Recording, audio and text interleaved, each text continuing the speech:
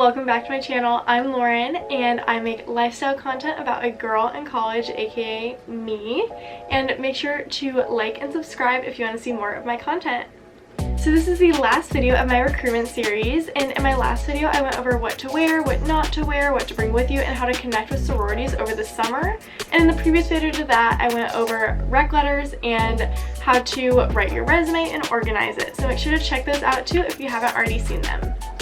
In this video, I'll be going over talking points and also what not to talk about, along with the process of recruitment and advice from fellow girls in Greek life. I have a document linked below with the list of things to talk about and also all the advice from the girls that I interviewed, so make sure to check that out before you leave. Let's get into it! So the first thing that I want to go over is talking points, since conversation is such an integral part of recruitment. And like I've said in previous videos, you really should be thinking about this like an interview, and this is not only a way for them to get to know you, but also for you to get a feel for them. I'll be going through this section of the video by round. So if your sorority recruitment doesn't have this round, obviously you can still use these questions and talking points, but they may not all be applicable to you. So the first round is meet and greet, or some sort of variation of it. This is basically a round where you go through, meet all the houses, and talk to them in a very short, probably 10-minute conversation. And in this round, it's very easy to kind of sound like every other girl and not really stand out, because you're going to be asked a lot of the standard questions of what dorm do you live in, where are you from, what did you do in high school, which those are great questions and it's really good kind of icebreakers. But every other girl's going to answer them, so it's really easy to just blend in with the woodwork, and we want to stand out. So to help yourself stand out in these conversations, what you want to do is drive the conversation. And by this, I mean ask your own questions so that you're getting to know the things that you want to know about. For example, I'm really passionate about skincare and makeup, so I would talk to girls about skincare and cosmetics and ask them, you know, have you heard of this product? What's your favorite moisturizer? Or, oh my gosh, what mascara are you using? Your lashes look great. And that automatically kind of creates a connection between us, and it differentiates our conversation from all the other conversations they'll have that day, because it's not what dorm are you living in or where are you from. This is actually something meaningful and something different from every other girl that they're going to be talking to. This is also a good round for you to just talk about a fun experience you've been through. Like, I went skydiving the summer before I went through recruitment, so I would talk about that, and it's just different, and not a lot of girls have done that. And you know, talk about different things that kind of differentiate yourself. Like if you did a different sport, like maybe you were on like the national cheer team or something, like talk about that and kind of put yourself out there. Like I did horseback riding in lacrosse, which not a lot of girls did, and so that was my kind of way of differentiating myself from every other girl they talked to. This round is so short, so it's really hard to connect on a deeper level with these girls. So just remember, if you don't feel like you connected, keep an open mind for the next round, because that round is so short. It's a 10-minute conversation, and just making these small changes can help you connect on a deeper level and leave them with a good feeling about you in the future. So the next round in recruitment is philanthropy round, and this is the only round that I would really recommend that you kind of prepare for and do some research on. And that's because you want to go in already knowing their philanthropy. If you don't go in knowing that, that's totally fine. They'll tell you. But this way you kind of can bypass that kind of 5 minutes of conversation and go into what you actually want to talk about, since this round is only 15, maybe 20 minutes long. Going in knowing their philanthropy also shows that you've already like put an interest into their sorority, and that'll leave them with that good feeling about you too. Once you know their philanthropy, I don't personally think that you need to already know their events and stuff, because that gives them something to talk about, and it also gives them a way for you to like ask questions and show you're interested, rather than just being like, oh yeah, I already know all this about you, like let's talk about something else, because philanthropy is a really important part of a sorority and they should be passionate about their philanthropy. In this round, I also recommend that you drive that conversation again. So ask about their events, ask what their favorite philanthropy that they do is, or what their favorite event that they do is. Really like ask those questions to show your interest and drive the conversation. Don't leave it to them to ask you questions if possible. I think a really good question to ask in this kind of round is how they connect with their philanthropy and how they found connections through their philanthropy, because I personally couldn't really connect with my sorority's philanthropy. So asking them how they connected and finding like those kind of commonalities is a really good way to see yourself promoting those events and being a part of that sorority. Take your time listening to these questions and answers, because if you're able to connect, that's a really good way to turn just this kind of question and answer conversation into a legitimate conversation. It's a really good way also just to find ways to open up to these girls. The next round is sisterhood, and in this round it can either be really easy or really hard to connect with these sororities. So I would take time before you go into this round and kind of make a list and be honest with yourself about the qualities that you really want in a sorority. Set up some parameters with yourself and ask questions that are going to help you find those answers. To help drive the conversation of this round, make sure that you're asking questions that are going to uncover the qualities and morals of a sorority to make sure that they line up with your own. Some good questions for this round are asking them what they love about their sisterhood and why it's unique to that sorority rather than others, and ask about their best friend and talk about what you love about your best friend, because it'll help them open up and see what you're also looking for in a sisterhood. And also a great thing to ask about, which they'll already want to talk about, is their sisterhood events. What do they do to connect and kind of further that connection between everybody in the sorority? Another good thing to ask is what they do when they hang out outside of the sorority, because you want a sisterhood that's going to extend beyond your sorority life. You want somebody who you can go on hikes with or go out to dinner with. You want friends that aren't just because of a sorority, but because they're actually friends. To help turn these questions into conversations, make sure that you're talking about your friendships and your best friend from home and what you guys like to do, because it'll help them connect with you and talk about what they do with their friends. By sharing stories rather than conversing with questions, you're differentiating yourself from all the other girls you're going to talk to, because a lot of these conversations during recruitment are questions and answers, and more questions and more answers, and you want to have a legitimate conversation with somebody. Also, by starting to open up with these girls, it can kind of help you see where you think you can end up and where you think you're going to fit best. You can also see the kind of support each sisterhood is going to have and kind of pick out which one's going to be best for you. The last round is prep, and this is by far the most important conversation that you're probably going to have. During this round, I would let the girl who you're talking to drive this conversation. This is more of a meaningful round, and they're going to talk to you about the things that they want to know about you, and you're able to respond with the things that you want to know about them. This round is really hard, and it's by far the deepest conversation that you're going to have throughout recruitment. It's designated for you to be vulnerable with the girls so that they can be vulnerable with you. This is where you want to see the sisterhood that you're going to connect with. Ask them questions like why they chose that sorority and what they got out of it and what they love about it and why they're passionate about it. Ask them the questions that you want to know the answers to. Try to have a conversation that means something deeper to you on a topic that's not always the easiest to talk about. Like, I personally talked about mental health with the girl who I talked to on Pref, and it was really meaningful, and I still remember every single second of it to this day, and it's the reason why I ended up choosing my sorority over the other one. Being open and willing to share the deeper things about yourself is a really good way to connect with them, and it's a really good way to help you feel connected before you pledge that sorority. So make sure that you're really trying to open up to them and be vulnerable, even though it can be really hard. So now that I've told you what to talk about, there are 3 things not to talk about during recruitment, and it's the 3 B's. The first one being boys. You aren't joining a sorority to meet frat boys. Ella agrees that you should not join a sorority to meet frat boys. And if you are, that's a really bad reason to be joining a sorority, and sororities don't want that. They want you for you, and you should want them for them, not for the benefits of meeting boys. Number 2, booze. Sororities do not want to hear that you're a partier or that you're a drinker, and once again, you're not joining a sorority to go to frat parties. You're joining a sorority for the sisterhood and the philanthropy benefits and so many other amazing reasons. That should not be your reason for joining a sorority. It is not your golden ticket into the party life of your college, so don't join for that reason. No sorority wants an outright party girl. Don't be trashy, be classy. The last one is Bibles, and this is one of those things that can kind of go either way. But as somebody who is religious, and I have a group of sorority friends who I go to church with every week, but in my opinion, it's one of the things that should be kept out of recruitment. But once you're in the sorority, feel free to talk about it and connect with girls through that. All these talking tips and points that I mentioned will be listed in the Google Doc below, so make sure to go check that out.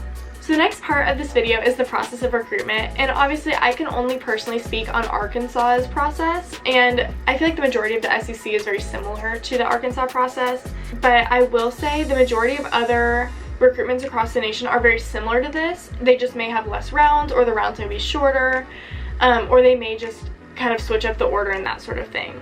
But they all should be very similar to this, and there should be characteristics from each of these rounds that are taken into account for each recruitment across the country. The first thing is Gamma-Kais, and every recruitment I'm pretty sure has one of these. This is basically your kind of leader and the person who kind of takes you through recruitment. They are a disaffiliated sorority girl who helps you through the process of recruitment. I believe they're also called Rogams and other things like that across the country. This is the person who is basically you're really able to lean on during recruitment. Since you aren't supposed to talk to other girls about it and that sort of thing, this is your person to lean on and talk to and talk through decisions and how you're feeling about houses. And if you're having a bad day, you can lean on them and they will be there for you. So make sure to be open with them because they are there for your benefit and they're there to help you through this process because they know how hard it can be. And it's another thing that everything you say to them should be confidential, so you can talk to them about how you're feeling about a house and be honest about it, and they can help you make those decisions. So after you're put into your group with your Gamma-Kai, you will be given your party list for the first round. And this is just basically, it gives you the list of your parties, aka when you're meeting with what house and at what time. And your Gamma-Kai will help you and walk you through that whole process because it is way too much for me to get into in this video. The first round is meet and greet. And this round is basically the introductory round. It's about 10-minute parties, as I've mentioned before. And it's basically just a, hi, I'm Loren. I go to University of Arkansas. Like, I just tell them about myself and they tell me about themselves. And we just kind of have a short conversation just for me to kind of get an introduction and get to know them a little bit better. Since this round is so short, I would strongly recommend not making a huge judgment on them because you can only learn so much about somebody in a short 10-minute conversation. So keep that in mind when you're making cuts at the end of this round. So at the end of each round, you will be making your cut list, and this is basically the bottom houses that you just feel like you didn't quite connect with. You'll just rank them on that list, and your Gamma-Kai will send it in, and they'll cross-match that with the list of the sorority in their cut list to see if you get invited back. And this sounds really scary, and I promise it's not. There was a hair. I want to preface this whole thing with it's not uncommon to get cut from a house that wasn't on your cut list. So keep that in mind. Don't take it personally. It is not a personal thing, I promise. And just try to keep your head up. It's really hard and recruitment is not easy, but keep your head up and keep going through it because I promise it'll be worth it in the end.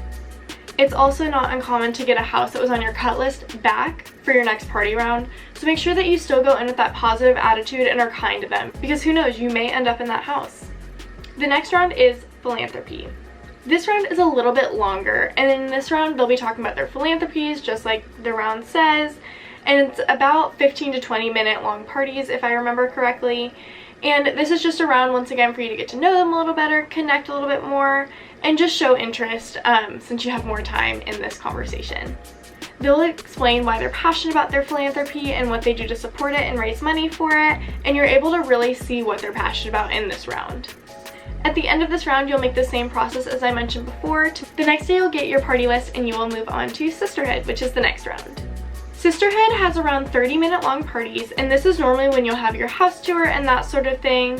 And this is a really long party, so you're able to actually talk to them about stuff and see what they're interested in, why they chose their friends, why they chose that sorority, and you're able to kind of get to know them even more. And I know I keep saying on a deeper level, but since each round is longer, you do get to A, meet more people, and B, you do get to open up more and more to them.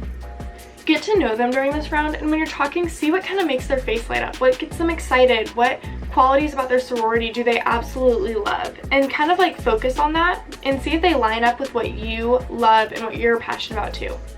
And once again, at the end of this round, you will make your cuts again, they will be cross-matched, and you will get your next party list. The last round is prep, and this in my opinion is the most important round. It's the most meaningful round, and it is the round that definitely you should know by the end what house you want to be in, because this is when you do pledge like your specific house. This round's truly about connecting with the girls, being vulnerable, opening up, and talking about things that mean a lot to you and that are important to you. Once you're done with this round, you will prep a house, and the next day after all of those will be cross-matched with the list of the girls that they are extending a bid to, you will be extended a bid to join a sorority. And that's the end of recruitment. And the next day's bid day, which is the best day, and it's basically just a big party, and it's so much fun. I know this segment of the video wasn't super detailed, but there's just so much to talk about and go through, but I hope this kind of like brief summary helped to explain a lot of things and kind of clear up anything that wasn't quite explained well just from like doing research and stuff, but there is a lot of information, and your Gamakai or Rogam or whatever they're called at your school will walk you through that whole process and kind of explain it to you in more detail. And once again, this whole process is very specific to Arkansas and the SEC, but a lot of these characteristics and qualities from each round will be taken into account at other schools across the country. The last thing I want to talk about is advice. When I interviewed all the girls for this video series, I asked them at the end for any advice that they had, and so I just kind of picked out the really important ones that I saw, but I compiled all of it into a big Google Doc that's linked below, and so I'm just going to read through the most important ones or the most impactful ones that I thought would have helped me before I went through recruitment. The first one, and I cannot emphasize this enough, is just trust the process. Recruitment's really hard, and it can be really hard to kind of keep going at points, but I promise if you trust the process, you will end up where you're supposed to, and it will be the right place for you. Second one, we are just as nervous to meet you as you are of us. We want you to connect with us as much as you want us to connect with you. It really is a two-way street, and it goes both ways. Be yourself, because we can tell if you're putting on a mask, and we don't want the fake version of you. We don't want the mask version of you. We honestly just want to know you as a person. This one, I feel like your Gamakai will definitely tell you, but I don't think people realize how serious it can impact someone's decision. Don't overshare what you like or dislike about a certain sorority, because A, you don't know if somebody got cut from that sorority, and B, that may be that person's favorite sorority. They feel like they're really connecting, and if you completely just dog on them, it can really destroy their confidence in it, and you could ruin their recruitment experience, and they could end up going to a house that they don't end up fitting in because you said all these negative things about that house. And also remember, each conversation is so unique to them, and you may have just not met the right person to connect with at that sorority house. So keep that in mind. Don't overshare. Honestly, I wouldn't even talk about recruitment with anybody but yourself or your Gamakai, because it really can impact other people's experience and your own. So keep that in mind when you're going through it. Don't take cuts personally. And this one's really hard because you're 18, you're new to kind of the real world, you aren't close to your parents for the most part. Don't take it personally. It's not personal. It's not supposed to make you offended or anything. It's not because they didn't like you. I promise. Just try as hard as you can to not take the cuts personally. Go in with as little expectations as possible, because you've never met these people before for the most part. So keep that in mind and go in and just have a positive attitude towards every house. Have a good conversation at every house. Make that a goal for yourself. Don't go in and be rude at certain houses because they have a certain... God, what is that word?